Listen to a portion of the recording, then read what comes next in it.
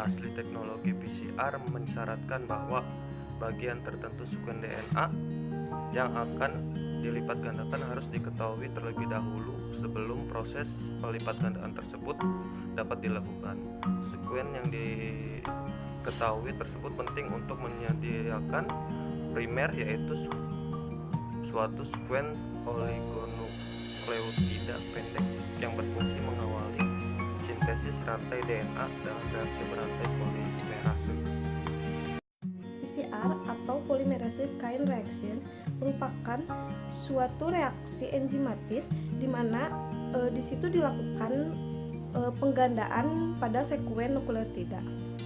Tahapan-tahapannya yang pertama yaitu denaturasi. Denaturasi adalah di mana DNA yang tadinya untai ganda dipisahkan menjadi untai tunggal. Lalu pada denaturasi ini suhu yang dibutuhkan yaitu sekitar 92 sampai 94 atau 95 derajat Celcius. Pada denaturasi ini harus dipastikan bahwa untai ganda menjadi untai tunggal. Yang kedua, ada annealing. Pada annealing ini suhu yang dibutuhkan yaitu pada kisaran 70 sampai 74 derajat Celcius.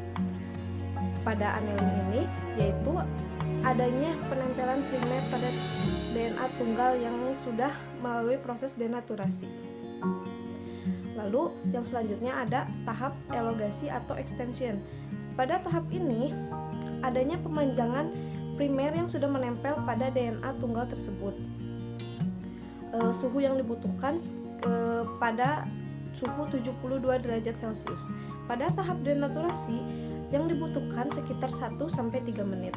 Lalu pada tahap selanjutnya itu setelah proses denaturasi, annealing, dan yang terakhir adalah elongasi atau extension, harus adanya tahapan untuk memastikan tahapan denaturasi awal itu harus dipastikan lagi bahwa untai-untai itu sudah menjadi untai tunggal, tidak untai ganda lagi. Lalu yang terakhir itu ada elongasi finish atau yang di situ tuh dilakukan sekitar 5-10 menit untuk memastikan bahwa seluruh untai tunggal tersebut telah diperpanjang dan tidak ada yang gagal. Jadi saya akan menjelaskan tentang manfaat atau kegunaan dari aplikasi PCR itu sendiri. Nah, di bidang kesehatan atau di bidang klinis, aplikasi PCR ini digunakan untuk mendiagnosis suatu penyakit atau cloning. Tapi yang lebih sering digunakan yaitu untuk mendiagnosis suatu penyakit seperti yang kita ketahui di saat dunia sedang mengalami COVID-19 ini. Nah, aplikasi PCR ini bisa digunakan untuk mendeteksi virus tersebut. Nah, aplikasi PCR ini sudah digunakan untuk berbagai macam kebutuhan secara luas, yaitu seperti isolasi gen. Nah, isolasi gen ini yaitu DNA ditranskrip menjadi RNA dan RNA kemudian diterjemahkan untuk menjadi asam amino yaitu protein. Nah, yang kedua, aplikasi PCR ini bisa digunakan untuk DNA sequencing. Nah, DNA sequencing ini yaitu berawal dari proses reaksi aplikasi PCR ini yaitu dengan menggunakan satu primer. Biasanya aplikasi PCR ini menggunakan 2 primer. Yang ketiga, aplikasi PCR ini bisa digunakan untuk forensik. Nah, forensik ini yaitu untuk melacak suatu kejahatan baik pelaku atau korban bencana ataupun suatu kecelakaan.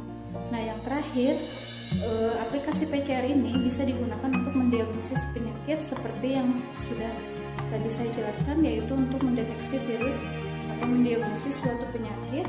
Nah, di samping itu juga bisa untuk melacak asal-usul seseorang dengan fingerprint. Bisa juga digunakan untuk mendeteksi hubungan kekerabatan antar spesies.